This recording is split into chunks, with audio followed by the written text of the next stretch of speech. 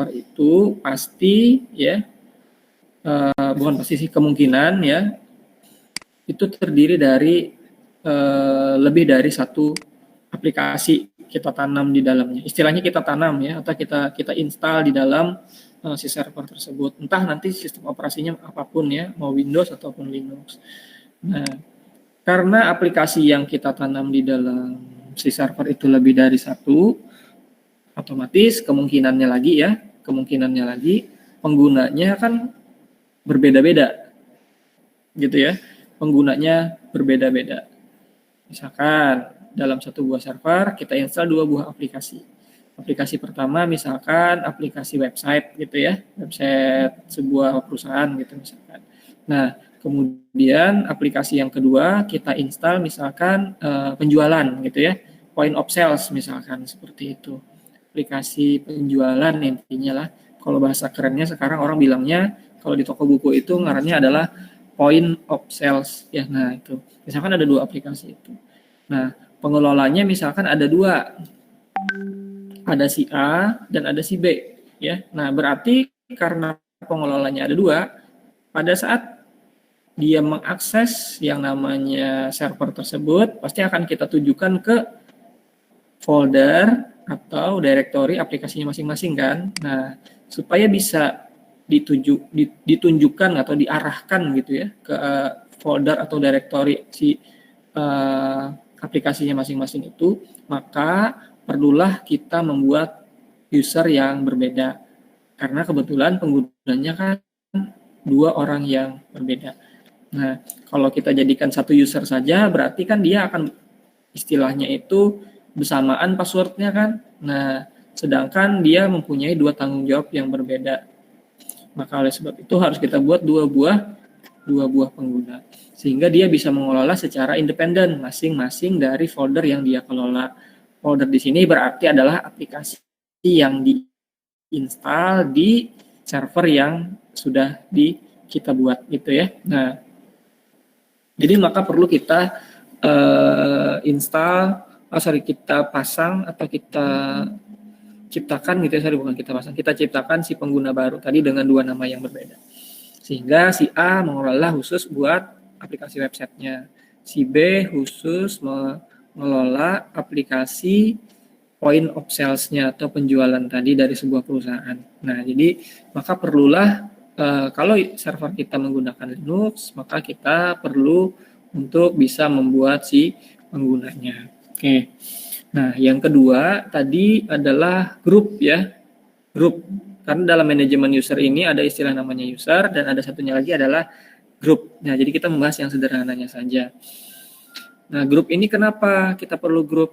Ya, contohnya misalkan tadi ada 2 aplikasi ya yang kita pasang di server kita. Yang pertama adalah website, yang kedua adalah aplikasi point of sales. Nah, kebetulan misalkan pengelolanya itu tidak satu orang gitu ya. Pengelolanya misalkan nanti ada beberapa orang, berarti lebih dari 2 ya.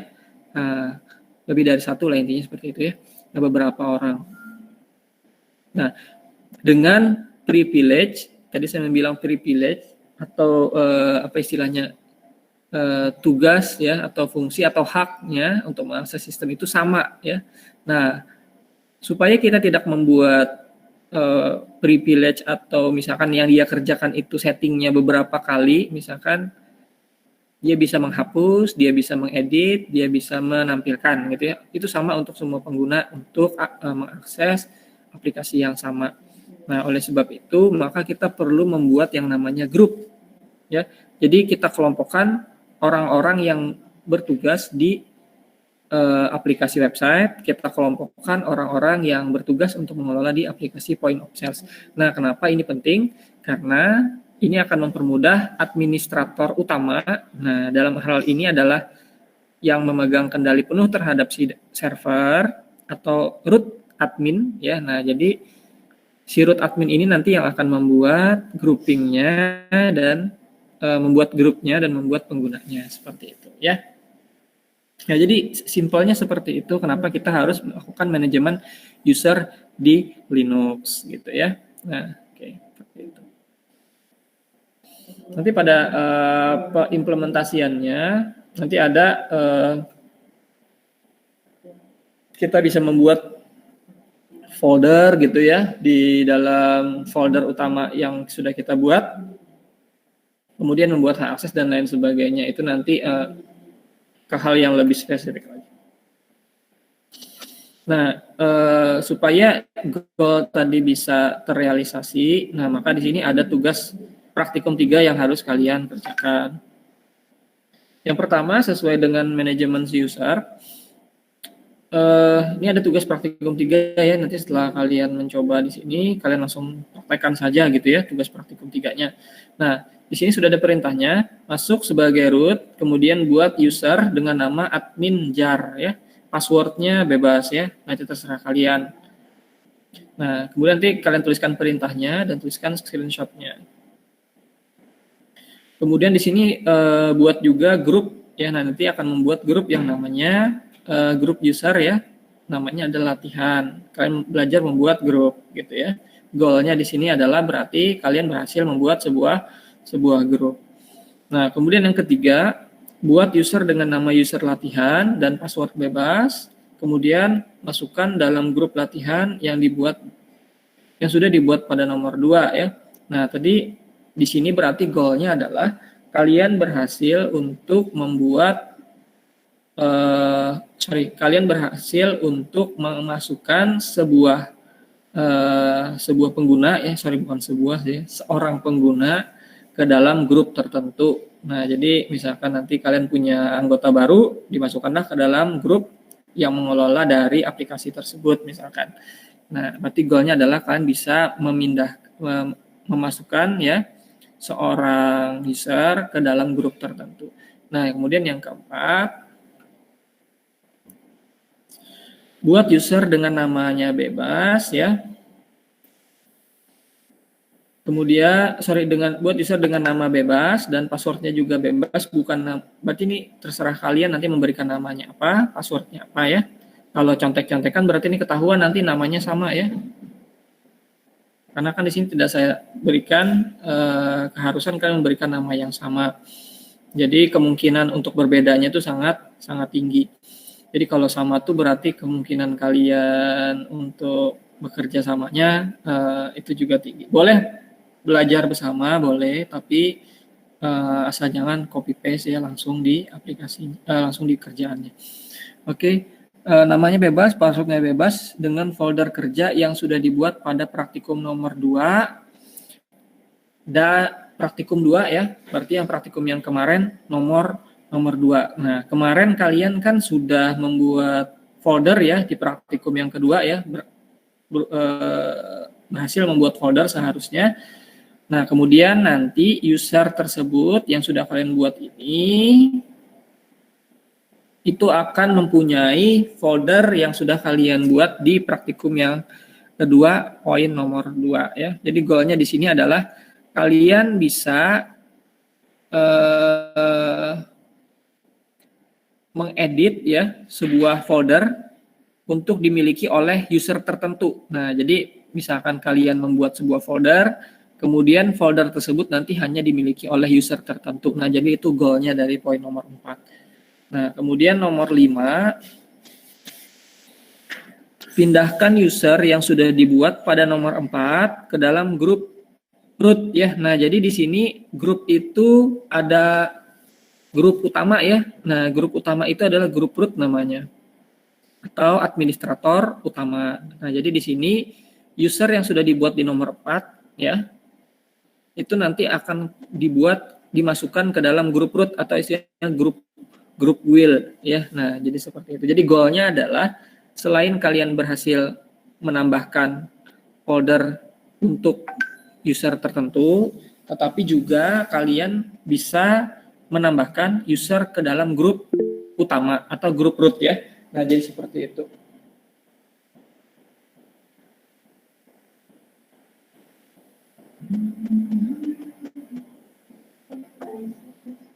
Nah, jadi seperti itu. Untuk manajemen user. Jadi di sini kalian goalnya adalah berhasil membuat user, membuat grup ya, kemudian memasukkan user ke dalam grup tertentu, kemudian setelah itu kalian bisa memasukkan user tertentu ke dalam folder tertentu ya, kemudian bisa memasukkan sebuah user ke dalam grup root atau grup wheel ya, seperti itu. Nah, jadi ini praktikum yang ketiga. Praktikum yang keempat, ini masih ada kaitannya sangat erat dengan praktikum yang ketiga, itu adalah pengenalan file system Linux ya. Nah, di sini perlu kalian ketahui file system Linux itu seperti apa gitu ya.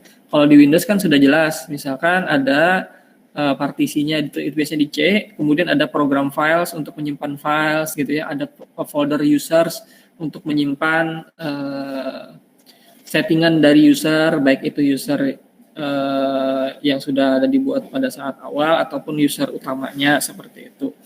Nah, kalau di sini itu agak sedikit berbeda. Jadi file system hierarki. Jadi kita harus mengenal di sini adalah file system hierarki atau istilah bahasa Indonesianya itu adalah sistem berkas ya.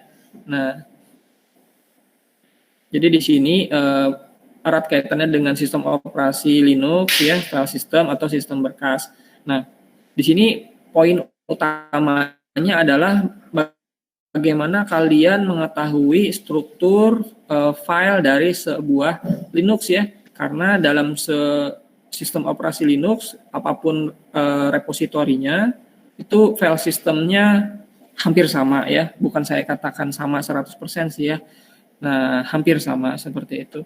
Nah, jadi dia hierarki tertinggi. Jadi file system ini adalah menganut sistem hierarki ya, atau ada cabang-cabang utama, ranting ya, anak dan seterusnya gitu ya. Oke, jadi cabang utamanya atau file system tertingginya atau hierarki tertingginya adalah si root ya, atau yang kita kenal istilahnya itu lambangnya adalah garis miring ya. Nah, root itu ya. Kemudian di dalam root ini nanti ada lagi hierarkinya ya. Nah, di sini macam-macam nih foldernya ya, yang di bawah dari atau yang jadi anaknya dari root ya. Di sini ada folder bin ya. Bin itu kepanjangan dari binaries ya, binaries.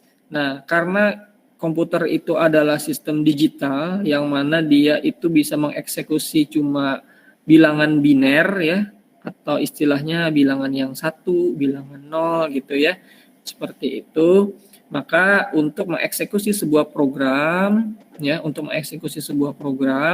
maka program tersebut harus dikompil atau kita rubah ke dalam bentuk biner terlebih dahulu. Nah, program-program dalam bentuk biner ini atau program-program yang nanti akan dieksekusi itu ada di dalam folder bin.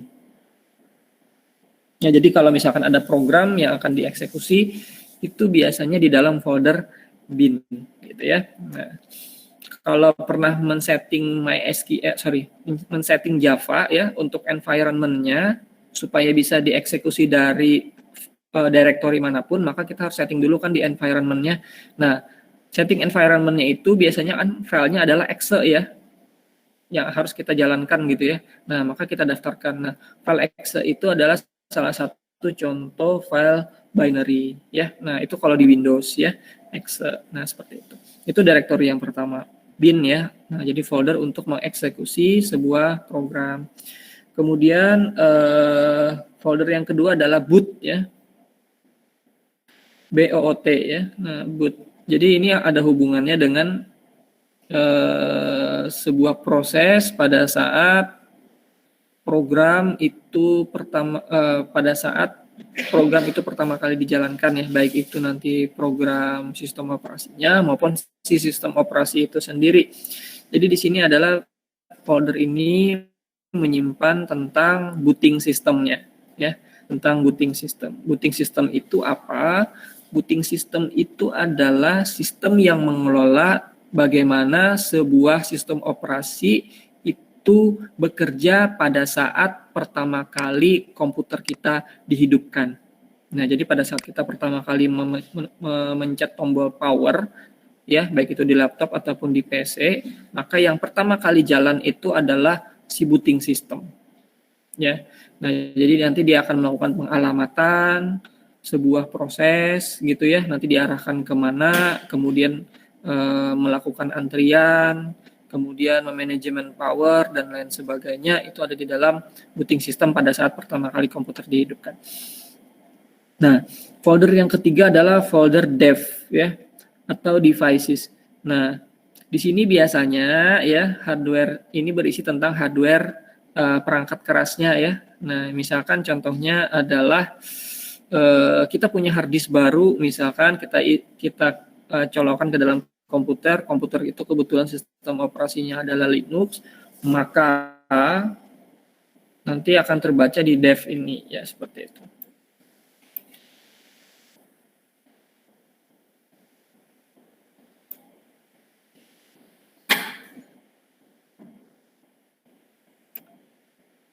Oke. Nah, jadi dev ya.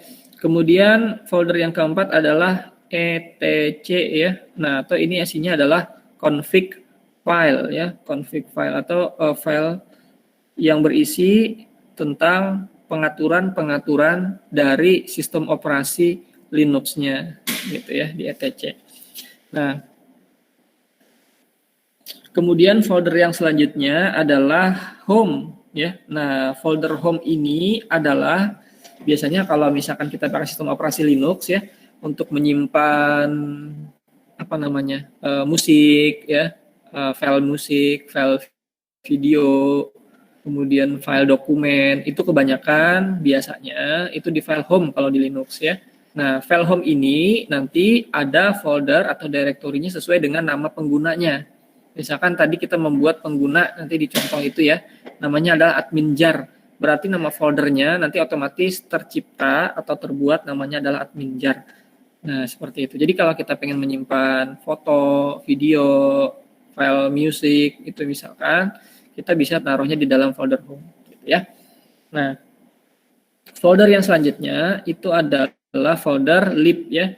Lib ini kependekan dari library ya. Nah, sistem operasi itu ternyata juga mempunyai library ya, yang mana dalam proses pengembangannya dia juga mengambil dari pihak ketiga dan lain sebagainya gitu ya. Nah, kalau karena kita sering di Windows ya, misalkan file library itu biasanya berada di dalam sistem 32-nya seperti itu ya. Oke, tapi kalau di Linux itu nanti di dalam file, bukan file ya, di dalam folder lib ya. Nah, seperti itu. Kemudian folder selanjutnya ada media ya. Media ini adalah external storage ya. External storage oke, berarti tempat penyimpanan yang berasal atau berasal dari luar komputer kita gitu ya. Maksudnya seperti apa? Ya berarti kan kayak hard disk eksternal, kemudian flash disk atau flash drive ya. Nah, itu adalah contohnya adalah eksternalnya untuk media ya. Kemudian folder selanjutnya adalah MNT ya. Nah, kalau MNT ini adalah kependekan dari mount ya. Mount itu istilahnya apa ya? Penghubung ya. Nah, penghubung antara si komputer kita atau si laptop kita dengan external drive ya, external drives. Nah, apa bedanya external storage dengan external drives? Kalau external drives itu adalah sebuah storage tapi yang sudah dipartisi ya. Nah, di dalamnya kan sudah dipartisi. Kalau storage itu dalam satu apa namanya? Penyimpanan utuh, misalkan satu hard disk gitu ya. Satu hard disk ya, misalkan ya alatnya hard disk gitu ya, satu.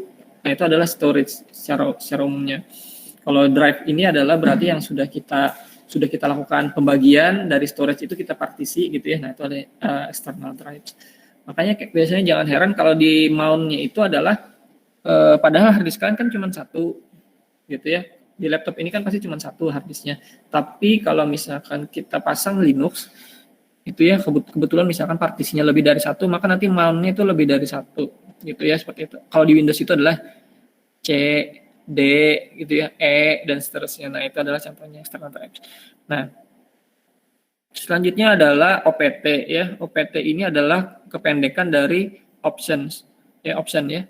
Ya, jadi di sini adalah menyimpan unessential installs ya. Jadi di sini adalah proses untuk menyimpan file-file yang akan diinstal. ya, atau file-file yang sudah diinstal di dalam sistem operasi Linux.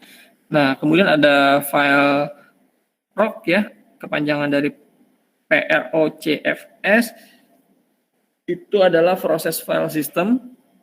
Ini biasanya jarang untuk kita utak-atik ya, kecuali kalian ingin merubah proses atau melakukan istilahnya itu adjustment atau tuning ya dalam sebuah sistem operasi. Cuma ini nggak sampai ke sini kita membahasnya. Ini spesifik di sistem operasi. Nah, kemudian ada folder root ya. Ini berisi tentang root user dan home dir ya. Jadi folder home itu berada di dalam folder root jadi ya. Jadi root ini di atasnya dari home gitu ya. Seperti itu. Kemudian ada sbin ya. Itu adalah system files, kemudian ada SRV itu services, TMP itu temporary, kemudian USR itu adalah jelas ya user ya pengguna, tapi ini bukan menyimpan file si user. Kalau menyimpan file si user kan di folder home tadi ya. Nah, kalau yang USR ini adalah menyimpan aplikasi yang diinstal oleh user. Karena kita ini belum terbiasa ya, masih menggunakan komputer yang digunakan secara bersama-sama. Saya yakin kalian pasti menggunakan komputer itu hanya untuk kalian saja gitu ya. Kalian install dalam satu laptop, kemudian yang menggunakan ya kalian juga gitu ya. Nah, jadi pemanfaatan sebuah user management atau user group itu tidak begitu diimplementasikan gitu. Jadi nggak terasa gitu manfaatnya buat apa. Nah, jadi misalkan ada kaitannya dengan user application files ini. Jadi misalkan kita itu menggunakan satu buah komputer untuk bersama-sama gitu ya. Nanti setiap user itu pasti pengen menginstal aplikasi yang berbeda-beda sesuai keperluan masing-masing kan.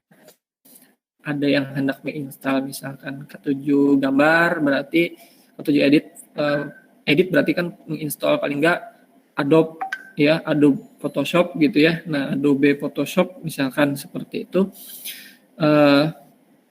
Kemudian ada yang suka edit video, misalkan menginstal aplikasi untuk mengedit video gitu ya. Nah, yang mana dia menggunakan komputer yang sama ya dengan user yang berbeda. Nah, berarti si orang tersebut, dua orang tersebut nanti dia akan menginstal aplikasinya masing-masing. Yang misalkan si A login tidak bisa menggunakan aplikasi B, begitu juga sebaliknya. Si B menginstal aplikasinya, si A tidak bisa menggunakan karena dia menggunakan komputer yang sama dan menginstal aplikasi untuk dirinya masing-masing. Nah, jadi nanti kalau di Linux itu akan tersimpan di dalam directory USR ya, USR ya atau USR ya atau USR gitu ya. Nah, ini adalah untuk menyimpan application files. Nah, kemudian yang terakhir adalah var ya, atau kependekan dari kepanjangannya adalah variabel ya, variabel. Jadi di sini adalah menyimpan file-file. Nah, kita scroll ke bawah ya dari ini. Nah, variabel ini adalah sifatnya sementara gitu ya. Jadi di sini akan menyimpan, kalau sementara itu pasti ada yang istilah namanya adalah cache ya atau cache ya. Nah, cache itu buat apa sih gitu ya? Cache ini sebenarnya adalah salah satu teknik dalam penyimpanan ya, penyimpanan sementara sifatnya untuk mempercepat proses untuk mempercepat sebuah proses komputasi gitu ya. Nah, jadi dalam sistem operasi kalau misalkan ada kegiatan atau ada proses ya yang dilakukan secara berulang-ulang sama, maka misalkan dia perlu mendownload sebuah proses atau perlu mengupload sebuah proses misalkan, maka disimpan di dalam yang namanya cache ini ya. Contohnya misalkan tadi si A menginstal Adobe Photoshop gitu ya. Dalam proses pada saat menjalankan Adobe Photoshop itu ada proses yang diulang-ulang. Nah, maka si Photoshop tadi cacenya akan disimpan di dalam var ini ya. Kemudian ada lib, juga ada log ya pakai CK, ada log pakai G ya. Nah, kalau log pakai CK itu kan ujungnya adalah kita untuk menyimpan mengunci file ya. Jadi file tersebut tidak bisa kita edit misalkan di log filenya ya. Jadi tidak ada user manapun misalkan atau tidak ada pengguna manapun yang bisa merubah atau mengedit file yang sudah kita lock gitu ya. Jadi aman filenya gitu ya. Nah, kemudian ada lagi yang log ya, pakai G ya, log ya. Log sama log ya. Jadi bedanya tuh di kol-kolahnya. Log lawan log ya. Nah, gitu ya. Ada yang panjang, ada kol-kolahnya log gitu ya. Kemudian ada log gitu ya. Nah, seperti itu. Log files itu adalah menyimpan istilahnya itu adalah jejak, rekam jejak ya. Jadi apa yang sudah dilakukan oleh si pengguna itu disimpan di dalam log yang pendek ya, log. Nah, jadi misalkan pengguna itu sedang membuat user misalkan. Nah, berarti disimpan di dalam file log ya prosesnya gitu ya. Jadi kalau misalkan sebuah komputer itu sebenarnya dalam proses dia bekerja itu semuanya didokumentasikan di dalam file log itu biasanya ya di dalam sistem operasi ini. Jadi misalkan dia menambahkan user, kalau konteksnya apa yang kita pelajari di sini ya, menambahkan user, menambahkan grup, nah itu adalah masuknya di dalam file log ini. Jadi sedikit keluar dari apa yang kita bahas di sini, yang namanya pernah mendengar lah istilah komputer forensik, atau misalkan kalau di kepolisian itu kan ada forensik digital ya. Nah, atau untuk mengetahui sebuah kasus tertentu berdasarkan data digital yang ada di komputer gitu ya. Nah, sebenarnya untuk mengetahui komputer itu habis diapakan, diaksesnya kapan, kemudian apa saja yang dilakukan oleh si komputer, itu kan menjadi sebuah bukti rekam jejak dari penggunaan komputer tersebut kan. Misalkan ada sebuah orang jahat gitu ya, menggunakan komputer, misalkan kemudian dia hapus datanya, misalkan seperti itu. Sebenarnya itu masih tersimpan di dalam file log ini. Ya, nah cuma untuk mengobrak-abrik log ini biasanya perlu waktu yang lama karena datanya kecil, cuma jumlahnya banyak. Ya, datanya kecil, cuma jumlahnya banyak. Jadi dan penuh dengan kode-kode biner biasanya ya, bukan biner sih, heksadesimal ya. Nah, yang harus dikonversi dulu ke dalam bentuk yang bisa kita pahami seperti itu. Nah, jadi ada biasanya di log files ini. Kemudian di sini ada OPT juga ya, ada run. Nah, variabel runtime data. Jadi di sini adalah dia menyimpan data sebuah proses yang dilakukan oleh komputer itu berapa cepat sih gitu ya mengaksesnya seperti itu. Ya, ada TMP juga di dalam folder var ini adalah untuk menyimpan temporary file ya. Yang mana temporary file ini biasanya yang kalau kita menggunakan aplikasi di Windows itu namanya adalah CC Cleaner misalkan gitu ya. CC Cleaner atau di HP itu namanya misalkan ada bus apa gitu ya namanya, kalau nggak salah kalau yang pakai Xiaomi itu misalkan ada apa namanya ya, saya lupa.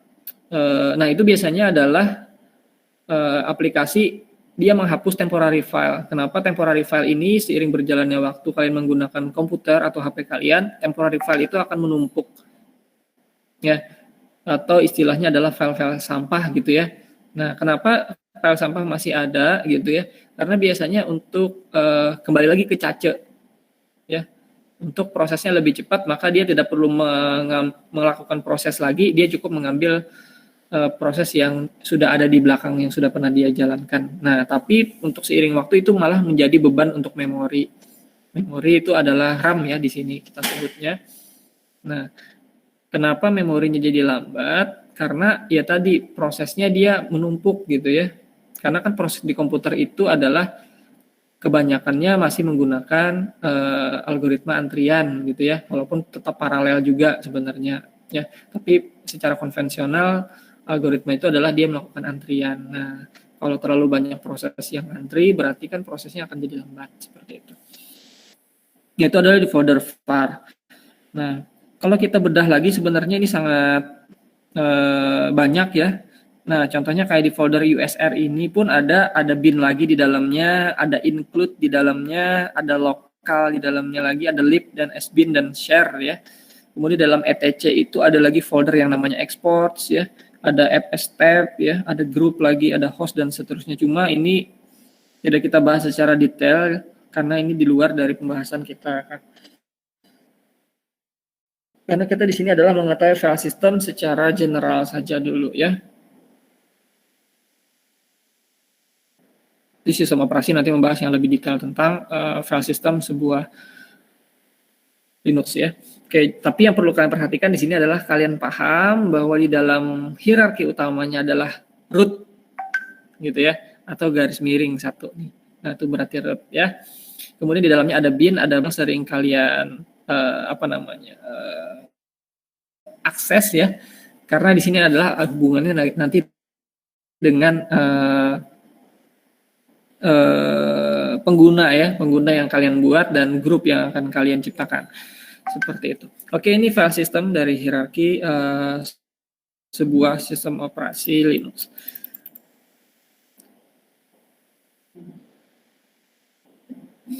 Hubungan antar sistem operasi dengan file system adalah file system merupakan interface yang menghubungkan sistem operasi dengan disk ya.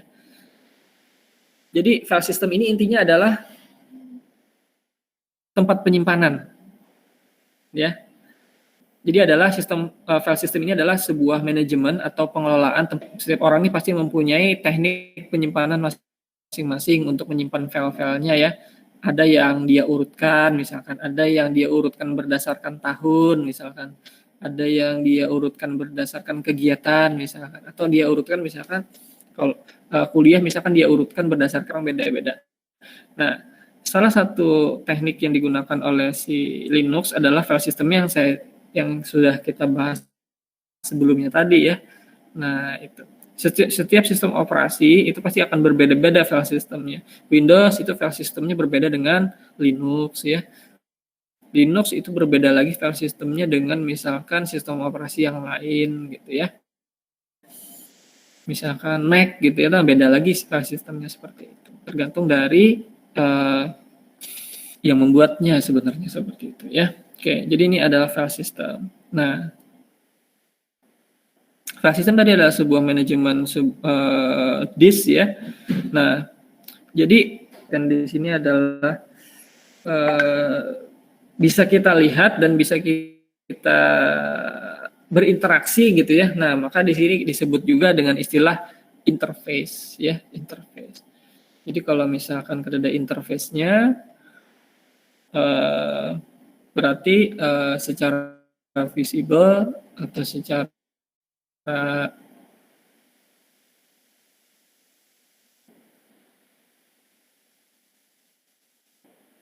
kasat mata gitu ya, kita tidak bisa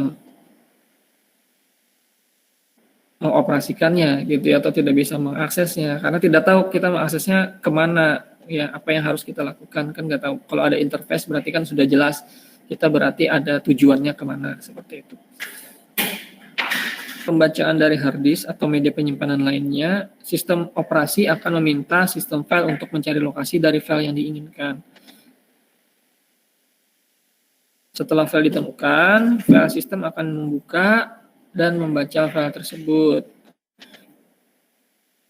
Kemudian mengirimkan informasinya kepada sistem operasi dan akhirnya dibaca oleh pengguna. Nah, jadi prosesnya adalah karena sudah mempunyai interface tadi, berarti ada hubungan ya antara sistem operasi dengan disk. Disk di sini berarti adalah hard disk, entah itu menggunakan disk di sini berarti adalah storage ya, entah dia menggunakan nanti adalah hard disk atau dia menggunakan SSD. Nah, sekarang kan teknologinya menggunakan SSD ya, entah macam-macam nanti kan prosesnya, ada NVMe, kemudian ada kalau sekarang kan masih SATA ya kebanyakan gitu ya. Nah, seperti itu. Nah, jadi intinya nanti file system itu akan mencarikan file yang ingin dicari oleh sistem operasi. Jadi ceritanya gini, ada sistem operasi, ada sistem file. Sistem operasi berpadah ke file system. Hey file system, tolong carikan aku file ABC. Oke, maka si file system mencarikan file ABC tersebut. Terus ditakuni file system lagi. Andakannya di mana? Lokasinya di mana? Oh, lokasinya adalah di folder XYZ. Nah, berarti dicarilah oleh si file system file ABC folder XYZ. Kemudian ditakunakan lagi oleh si sistem operasi. Aku bolehlah mengedit. Nah, jar belum boleh karena hak akses cuma membaca saja. Nah, jadi hak akses nanti akan kita bahas lagi. Kemudian ada read itu membaca. Oke, berarti hanya bisa melihat. Kemudian ada write ya. Kemudian ada hapus ya atau delete. Nah, jadi bisa read, write ya, sama mengawal atau dia cuma bisa mengedit ya, itu write seperti itu. Nah, jadi ada ada 3 seperti itu. Nah, apa hubungannya dengan administrasi jaringan? Hak akses tadi. Kalau kita menyimpan file di server kan, hak akses ya kan. Misalkan kita kasih hak akses file, berarti dia kan cuma bisa membaca file saja. Yang mana alurnya adalah si user meminta melalui siapa. Berarti ini masuk lagi ke OSI 7 layer itu ya.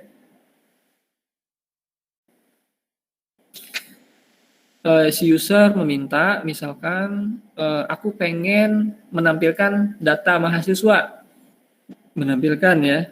Nah, kemudian dari user itu perantaranya siapa? Perantaranya adalah aplikasi berbasis web misalkan, tentang Siakat atau Sipadu lah misalkan, Sipadu yang sudah kalian gunakan gitu ya.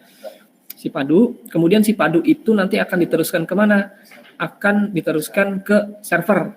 Nah, diteruskan ke server. Server ini siapa yang berwenang? Sistem operasi. Ya, berarti sistem operasi akan meneruskan lagi ke siapa untuk mengakses filenya. Filenya kan di disk tadi ya. Servernya kan mempunyai disk kan. Nah, ke file system. Nah, file system itu kemudian akan memberikan feedback kepada sistem operasi. Apakah dia boleh membaca file tersebut?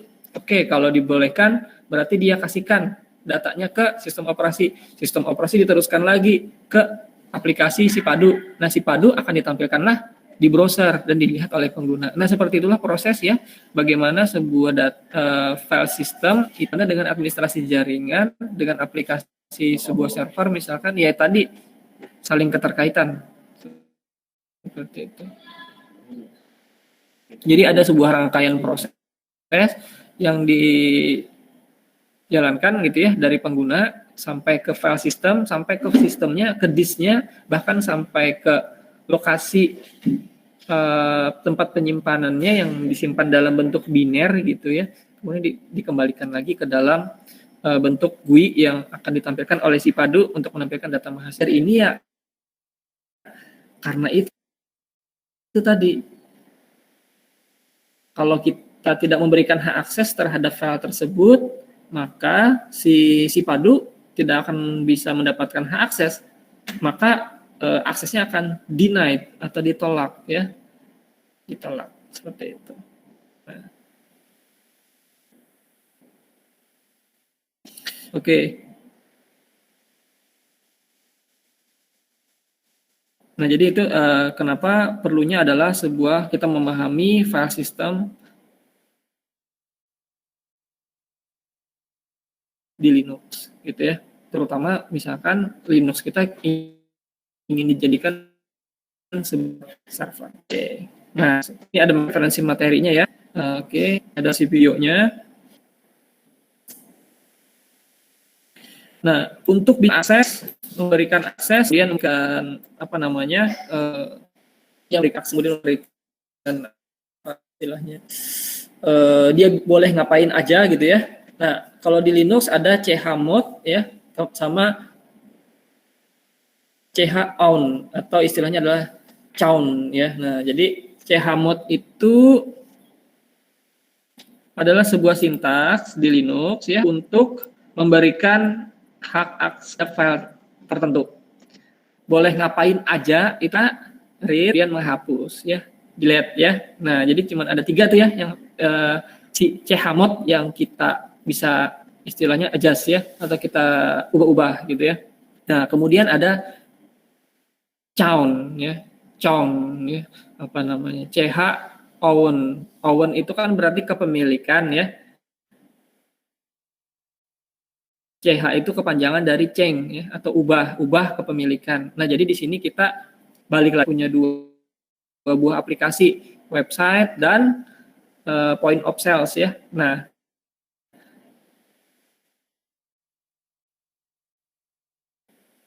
dengan dua kepemilikan yang berbeda. Nah, jadi kalau kita pengen ubah kepemilikannya, kalau secara nyatanya kepemilikan itu adalah berarti foldernya ya, yang mana yang kita ubah. Berarti kita menggunakan sintaks namanya ch own ya, nah atau chown tadi ya, seperti itu. Nah, jadi itu dua kata kunci di dalam file system di Linux ya, atau yang nanti akan kalian terapkan gitu ya. Nah, oke. Nah, kalau misalkan cuma mendengarkan penjelasan saja, kalau kadang mencoba berarti kan ada masih belum pas gitu ya, apa istilahnya ya. Kalau kadang nyoba berarti kemungkinan salahnya atau kemungkinan ketidaktahuannya kan masih tinggi. Kalau banyak salahnya berarti banyak yang harus dibenarkan, berarti kemungkinan untuk menjadi benar kan tinggi. Oke, jadi tugas praktikum 4. Nah, ini ada goal-goalnya dari masing-masing tugas, ini ada 5 ya. Masing-masingnya ada goalnya sesuai dengan materi kita. Nah, tugas praktikum yang keempat tentang file system ya. Nah, di sini akan menerapkan tentang manajemen file ya, manajemen user plus file system gitu ya. Nah, soal nomor 1 di sini kita bikin sebuah ilustrasi ya. Jadi di sini ilustrasinya adalah yang nanti akan kalian terapkan. Sebelumnya keluar sebagai root, asalnya kan kalian login sebagai root ya. Pada saat menginstal Debian di virtual machine, kemudian kalian bikin usernya, itu otomatis kan menjadi super user. Atau kalian bisa ngapain aja di sistem, mau kalian hancurkan, mau kalian delete, mau kalian apapun bisa, karena kalian super usernya. Nah, sekarang kalian keluar dari root gitu ya, berarti ini ada perintahnya menggunakan exit ya, berarti kalian keluar dari root, kemudian kalian masuk ke directory home. Tadi kan sudah tentang file system ya, home itu buat isinya apa aja, direct jar. Nah, kemudian masuk ke sana, masuk ke si admin jar ya, masuk ke admin jar. Nah, kemudian kalian coba perhatikan apa yang akan terjadi. Nah, di sini jawabannya dan alasannya ya. Kenapa misalkan ada dua kemungkinan, ditolak atau diterima oleh sistem. Nah, alasannya kenapa? Gitu ya. Nah, seperti itu.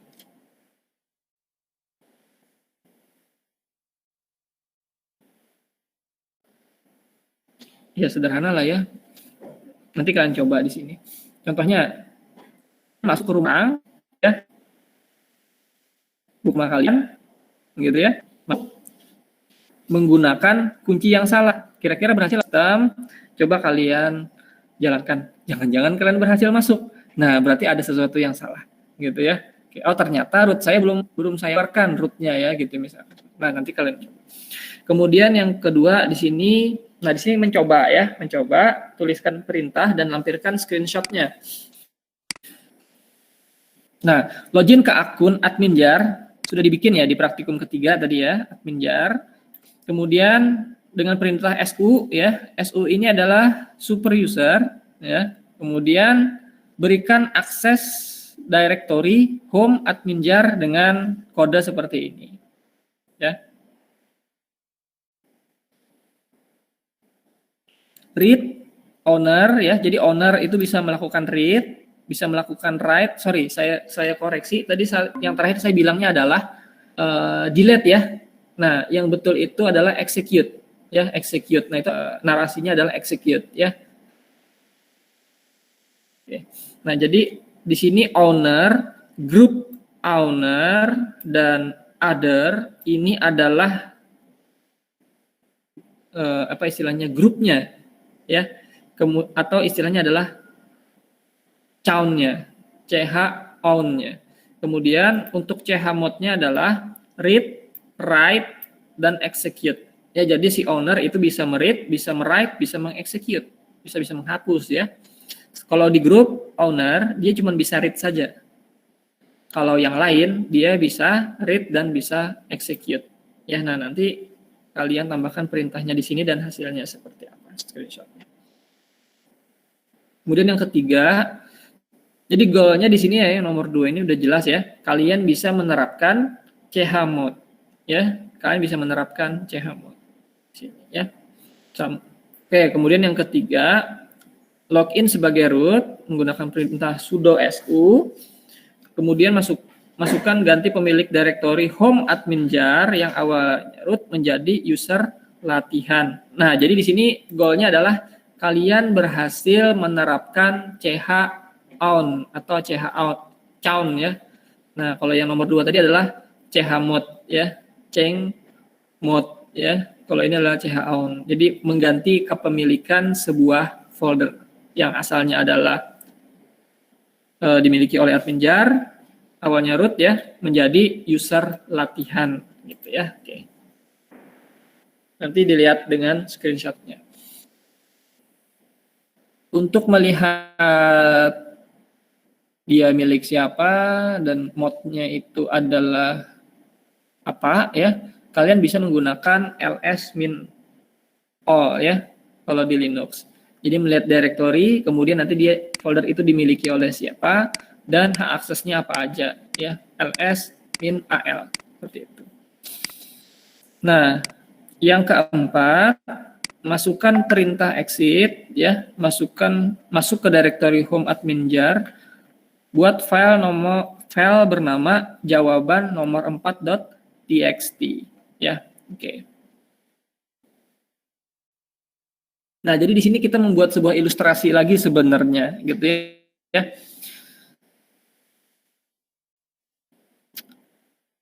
Kalau kita menggunakan perintah exit ya, perintah exit itu berarti kan kita keluar dari super user ya kan? Keluar dari super user. Berarti kita mempunyai kemampuan yang terbatas.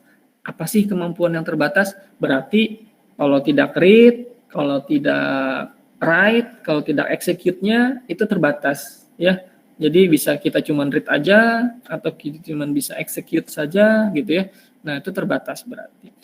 Nah, di sini setelah dengan kemampuan terbatas tadi, kalian disuruh masuk ke dalam folder admin jar.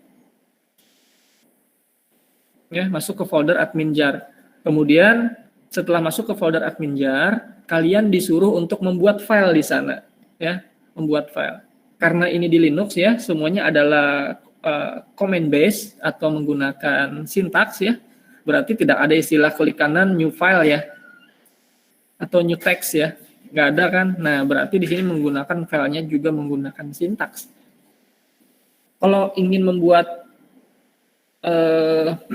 file ini kemarin sudah ya di praktikum nomor 2. Kemarin kan bikin file ya, membuat file. Oke. Nah, jadi apakah kalian berhasil? Jadi ilustrasinya adalah apakah kalian berhasil untuk membuat sebuah file txt di dalam folder admin jar ketika kalian keluar dari super user. Nah, seperti itu. Nanti kalian tuliskan apa yang akan terjadi, kemudian jelaskan alasannya kenapa. Nah, kalau misalkan kalian sudah bisa menerapkan di perintah nomor 2, berarti seharusnya perintah nomor 4 ini sudah lewat. Maksudnya ketahuan nanti kenapa itu sudah berhasil, gitu ya. Nah, karena nomor 5 ini beri solusi, berarti nomor 4 ini udah jelas gagal ya. Ini soalnya aneh nih. Kalau nomor 5 beri solusi untuk soal nomor 4, berarti nomor 4 ini sudah otomatis gagal ya. gagal. Nah, berarti kan disuruh memberikan solusi nih supaya kita berhasil menambahkan file jawaban nomor 4.txt di dalam di dalam folder admin jar. Berarti kalian harus bisa menerapkan soal nomor 2 nih. Berhasil menerapkan soal nomor 2 tentang Chmod ya. Oke. Nah, sudah selesai. Jadi tugasnya ada itu ya. Detail dari sintaks-sintaksnya sudah lengkap nih, ada di referensi teks materi di sini ya. Jadi ini sebagai contoh kalian bagaimana membuat struktur, kemudian menambah-nambah pakai chmod, chaun ya. Nah, seperti itu.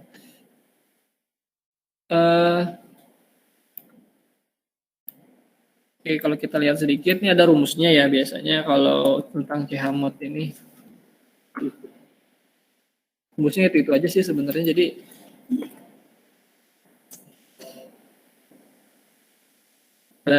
ada terlalu susah sebenarnya.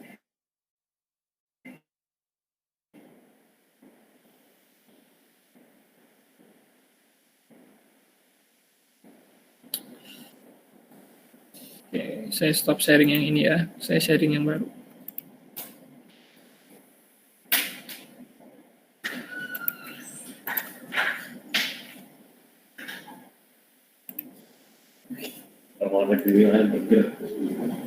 Deteksinya betul dia lantai air mak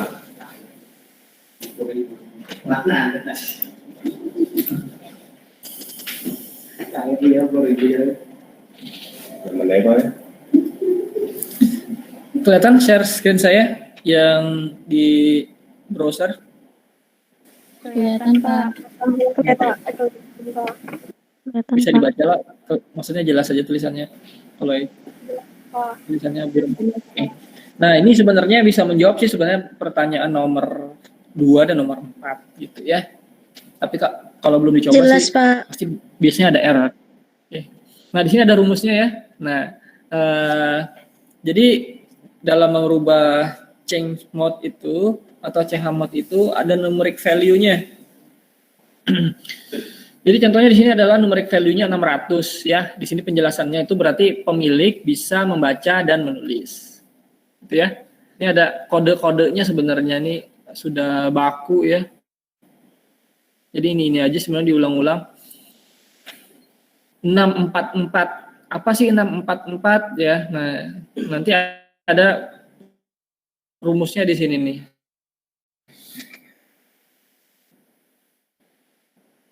Kan ada R, tadi ada 3 ya. Ada 3 kan, tentang chmod. Ada read, ada write, ada execute ya. Nah, read itu ya, itu nilainya kalau kita konversi ke dalam, ini rumusnya ya sudah ya, ini sudah baku.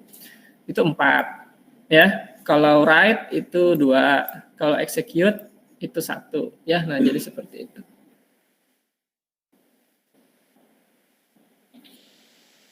Nah, jadi kalau misalkan kita balik ke sini, di sini ada 600 ya. Oke. Yang lebih visible.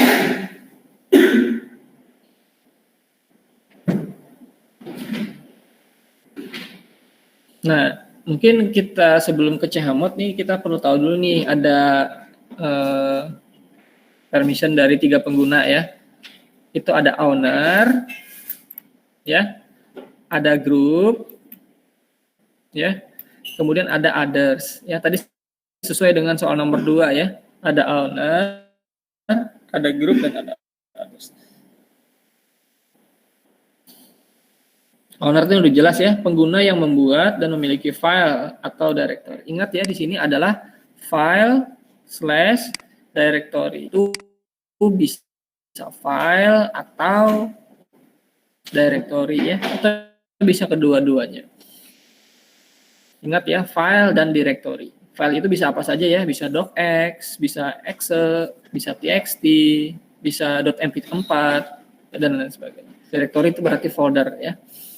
Kemudian di sini ada group. Nah, grup ini semua pengguna. Berarti ini dalam grup yang sama dia mempunyai privilege atau tadi saya sebut privilege ya, yang sama. Kemudian ada others. Jadi others ini adalah semua pengguna lainnya, berarti pengguna di luar dari grup yang sudah dibuat ya, dalam sistem yang bukan owner atau member dari sebuah grup. Jelas ya, dia bukan anggota grup, dia juga bukan pemilik file. Berarti others dia. Others ini biasanya kebanyakan sih ya, hak aksesnya cuman read saja ya, atau bahkan tidak mempunyai akses sama sekali ya. Itu. Nah, tadi di sini saya jelaskan adalah ls min l ya, untuk bisa melihat hierarki ya dari file system yang sedang aktif di konsol kalian. Jadi ketahuan nih file ini dimiliki oleh siapa, hak aksesnya adalah apa ya, seperti itu.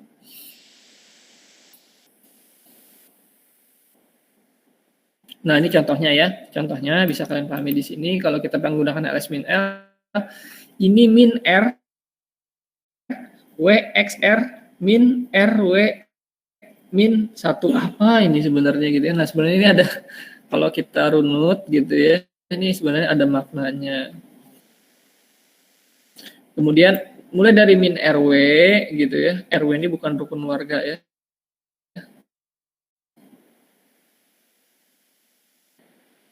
Sampai minus di sini ya, itu menampilkan permission-nya atau privilege-nya tadi ya. Ada R atau berarti read, ada W berarti adalah write, X itu berarti adalah execution.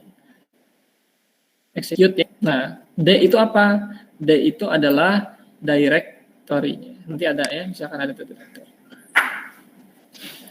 Nah, kemudian di sini adalah satu, ini ada jumlah hard links-nya, ada user dan user, ini adalah pemiliknya, kemudian grupnya ya. Ini user di sini adalah pemiliknya user, kemudian user di sini adalah grupnya itu dari user juga, seperti itu ya. Ini adalah 0, ini ukuran filenya. Ini waktu dia menciptakan filenya. File 1 adalah nama file atau foldernya. Nah, kembali ke perintah chmod lagi tadi ya. Ini sebenarnya mempunyai makna masing-masing ya, kalau kita bisa jelaskan. Jadi misalkan kalau saya kasih soal menunjukkan seperti halnya, bisa kita apakan saja, gitu ya. Nah, kemudian di sini ada read itu 4, ya, write itu 2, dan execute itu 1, ya. Seperti itu. Jadi contohnya nih kita lihat ya, mengatur permission dari file 1.txt menjadi gitu ya seperti ini. Maka perintah yang kita gunakan adalah chmod 746 ya. Apa itu 746? Nah, coba kita bahas di sini. Dapat dari mana angka 746 itu yuk? Nah, jadi pada dasarnya setiap nomor perintah ini merepresentasikan permission untuk salah satu tipe user ya. 7 ya, 4, 6. Tadi kan ada owner, ada group, owner, dan ada others ya. Nah, jadi angka 7, pertama 7 berdasarkan penjelasan dari angka di atas ya. Jadi ingat tadi kan read, write, dan apa satunya? Execute ya. Nah, kalau kita jumlahkan semuanya ya, kalau kita jumlahkan semuanya totalnya kira-kira berapa? Read, write, execute kita totalkan jumlahnya dari angka ini kira-kira berapa? Totalnya. Read berapa? 4. Write berapa? 2. Execute berapa? 1. Totalnya berapa? Kalau kita bisa meread, bisa merite, bisa execute. 7, Pak. 7 ya. Nah, 7. berarti yang mempunyai hak akses tertinggi itu adalah nilainya 7. 7 ya. Nah,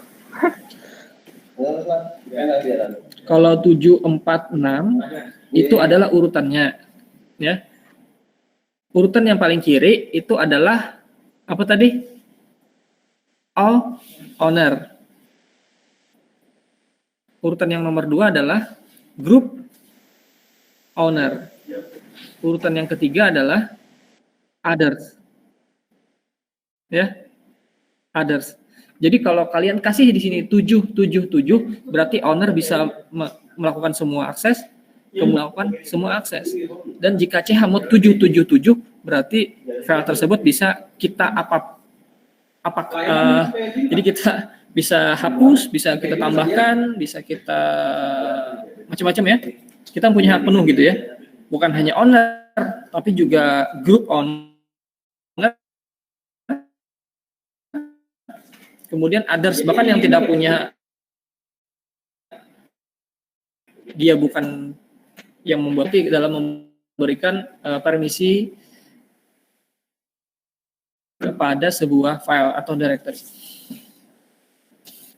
Oke, sampai di sini ada yang mau ditanyakan? Ada apa?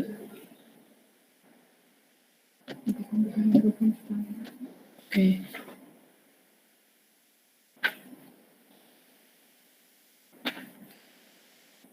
Banyak kan? Silakan kalau ada yang ingin tanyakan. Saya yakin kalian masih bingung ini. Silakan. Bingungnya di mana bisa silakan.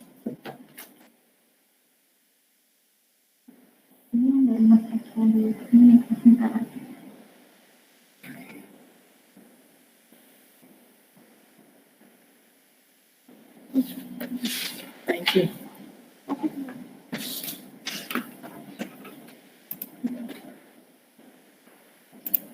Oke. Kalau ada yang tanya bisa di chat, bisa langsung bisa. Soalnya kalau ini kadang ngerti, karena kadang bisa jalankan yang tadi.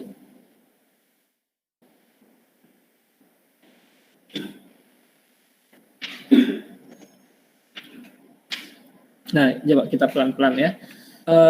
Tentang permission ada dua ya kata kuncinya, chmod sama chown ya. Kalau chmod itu mengakses permisinya, kalau chown itu adalah mengganti kepemilikan ya, kepemilikan. Misalkan yang asalnya dimiliki oleh si A, kita ingin pindahkan ke B gitu ya, maka kita menggunakan sintaksnya adalah chown, ataupun sebaliknya. Atau kita pengen mengganti kepemilikan bukan hanya perseorangan, berarti per individu ya, per user, tapi bisa juga per grup kita pindahkan. Itu menggunakan chown. Nah, kalau chmod itu berarti kita mengubah permissionnya. Nah, ingat permissionnya kan ada 3 nih, udah fix tuh ya. Ada read, ada write, sama ada execute ya. Berarti ada R, ada W, dan ada X ya. RWX ya, RWX. Nah, itu untuk chmod. Untuk chown tadi ada 3 juga ya. Ada owner, ada group owner, sama ada others ya. Ada owner, ada group owner, sama others. Ada 3 juga. Nah, kalau kita perhatikan di sini ya, nah totalnya berarti ada 3 kali 3 ya, ada 9 ya. Kalau kita perhatikan di sini, kursor saya kelihatan kan ya di sini ya, kelihatan ya. 3 kolom pertama.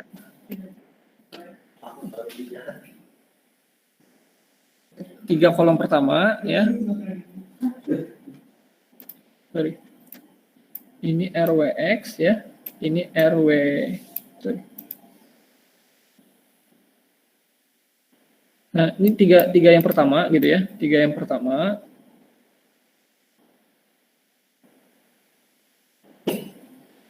Berapa sih? 1, 2, 3, 4, 5, 6, 7, 8, 9 ya.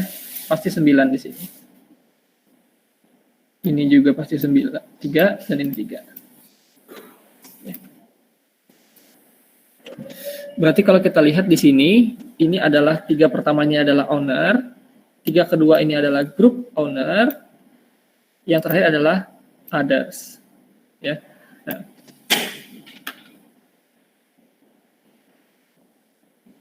Karena di dalam setiap kepemilikan itu kan ada 3 tadi ya.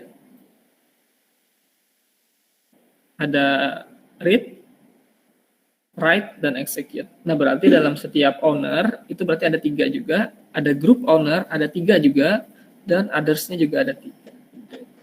Jadi di sini ada RWX-nya di sini ya, seperti itu. Nah, kemudian coba kita lihat yang di sini. Di sini adalah RWX ya. Kemudian di sini X, ini juga ada di sini dan sini. Nah, maka perintah yang digunakan adalah kalau kita pengen menjadikan ini adalah 7, 4, 6. Nah, berarti di sini ya, kalau kita perhatikan, 7 tadi berarti dia bisa read ya, bisa write, bisa execute. Karena di sebelah kiri, berarti tadi apa kepemilikannya? Owner ya, owner.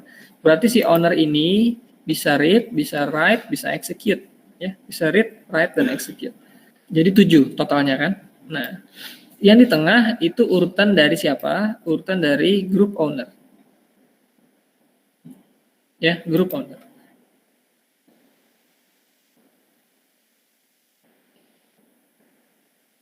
Nah, coba kita bahas ini ya. Angka pertama 7, berdasarkan penjelasan angka di atas, berarti 7 itu kumpulan dari 4, untuk tadi adalah read, ya, 2 untuk write, dan 1 untuk execute, berarti 7. Berarti ini adalah untuk owner, ya. Owner bisa 7. Kemudian angka 4 ini didapatkan dari mana? 4 itu apa? Berarti 4 adalah read ya. 4 itu cuma read. Nah, 4 itu cuma read, berarti yang di tengah tadi ingat apa? Group owner. Group owner. Berarti kalau group owner saja. Nah, yang yang ketiga ya, urutan ketiga itu adalah 6. 6 kumpulan dari apa? 4 dan 2. Berarti dia cuma bisa read dan write ya. Siapa yang bisa read dan write? Itu adalah others. Others itu siapa? Balik lagi kita ke atas nih tadi penjelasan di awal. Others itu adalah semua pengguna lain Mahi yang bukan owner dan bukan pakai dan ya, atau member dari sebuah grup. Bukan owner, bukan member dari sebuah grup. Nah, itu digarisbawahi ya si others. Jadi dia bukan siapa-siapa. Si others. Namanya juga others ya. Berarti kan banyak nih orang-orang yang lainnya. Oke. Nah, jadi di situ kita bisa menerjemahkan dari ini. Oke, kalau kita lihat di sini kan RWX ya. Kemudian di sini adalah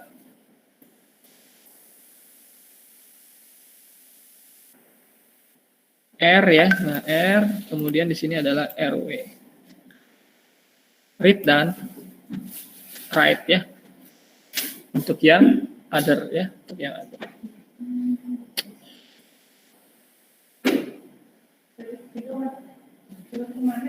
Nah, ini rumusnya ya. Rumusnya yang tadi saya bilang ini sudah baku gitu ya. Kalau kita pengen memberikan ini rumusnya adalah tadi yang mana ya? 746. Tinggal kita buat di sini 746. Apa rumusnya gitu ya. Nah, misalkan 777 berarti kan RWX ya, 777. Kalau 755 berarti di sini kan strip RW gitu ya. XR strip X ya. Nah, ya, jadi kalian bisa membuat rumusnya di sini. Oke, jadi ini tentang Chown dan Chmod ya. Nah, kita ke yang mengganti owner file. Kalau di sini kan menggunakan Chmod tadi. Kalau yang mengganti owner file atau kepemilikan menggunakan Chown. Ya, owner strip group owner. Ya, kita tulis namanya, kemudian nama filenya apa. Nah, contohnya di sini ya. Bambang ini adalah owner. Clients ini adalah group owner. Filenya adalah demo.txt. Gitu ya. Nah, kalau ini kan berarti kita mengganti ke belakang. Oke, saya kira itu tidak terlalu susah. Itu yang dicoba ya.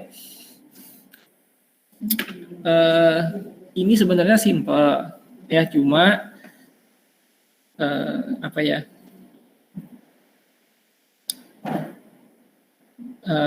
Karena kebanyakan istilah, kalau di sini membuat susah itu adalah kebanyakan kata gantinya, kebanyakan kata penggantinya. R itu itu sebenarnya siapa gitu ya. Nah, jadi cara mudah untuk memahaminya itu adalah kalian harus mengerti istilah-istilah R itu apa, W itu apa, X itu adalah execute. Nah, kemudian angkanya. Nah, perlu diingat juga tuh, R itu angkanya adalah 6, W itu angkanya 4, execute angkanya 1. Nah, jadi kalau kita kombinasikan maksimal 7, berarti semuanya bisa kita jalankan. Nah, kemudian ada lagi tuh grupnya. Ada owner, ada grup owner, ya, kemudian ada others. Nah, ingat urutannya selalu sama. Owner, grup owner, dan others. Ya, insya Allah kada mungkin terbalik. Karena sudah baku seperti itu ya. Kemudian yang paling kanan adalah others. Nah, tinggal setelah itu kita istilahnya adalah kita ramu. Hendak bikin, oh kita pengen bikin owner itu bisa semuanya. Berarti kan owner kasih 7, chmod 7. Kemudian kita pengen grupnya cuman bisa membaca, berarti 7 kan tadi kan awalnya ya chmod 7, berarti ownernya bisa semuanya. Kemudian untuk grup cuman bisa membaca berarti adalah read itu angkanya adalah 4, berarti 7 4. Nah, yang terakhir lagi nih susunannya adalah others cuman bisa read saja, berarti 7 4 4. Ya, nah berarti chmod 744, kemudian diikuti dengan file apa yang ingin kita rubah permissionnya, atau folder apa yang ingin kita rubah permissionnya. Nah, saya kira kalau kita tahu fundamental, misalkan tadi adalah istilah-istilahnya, kemudian angkanya tahu berapa, urutannya tahu, kalau meramunya itu adalah hal yang gampang aja. Jadi kalau misalkan kita dikasih soal misalkan chmod 666. Wah, berarti kan ketahuan nih sudah 6. 6 itu gabungan dari read sama write. Berarti owner itu bisa read sama write. Group owner bisa read sama write. Kemudian others bisa read sama write juga. Ya, nah jadi jelas ya. Kalau misalkan 1 berarti kan execute semua tuh. Ya kan, chmod 111 misalkan ya, tapi nggak mungkin sih biasanya kayak gitu ya. Jarang, sangat jarang itu permission seperti itu. Biasanya permission itu adalah awalnya bisa 7, atau misalkan awalnya misalkan cuma 6 ya. 644 nah paling rancak tuh sudah. Chmodnya ya 644 itu berarti 6 dia bisa read dan write ya, 4 itu dia cuma bisa read. Kemudian 4 lagi untuk others dia cuma bisa read. Jadi yang memiliki file itu sendiri dia cuma bisa read sama write, dia tidak bisa mengexecute. Nah, mengexecute itu salah satu contohnya adalah execute ya. Pernah lo ada installer misalkan aplikasi yang ada ujungnya exe, kalian klik 2 kali atau pencet enter. Nah, itu namanya adalah proses execute. Nah, kalau execute-nya nggak ada, berarti pengguna itu tidak bisa menjalankan installer. Tapi dia bisa merubah data. Bisa. Kenapa? Karena dia bisa write. Ya. Tapi dia tidak bisa menghapus. Ya. Oke, seperti itu. Nah, jadi jangan bingung dengan RWX ini. Kalau kalian ngerti konsep dasarnya,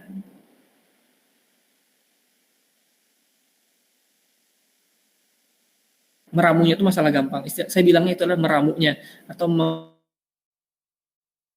menggabungkannya. Ya. Kalau saya pengen bisa diakses full oleh si pengguna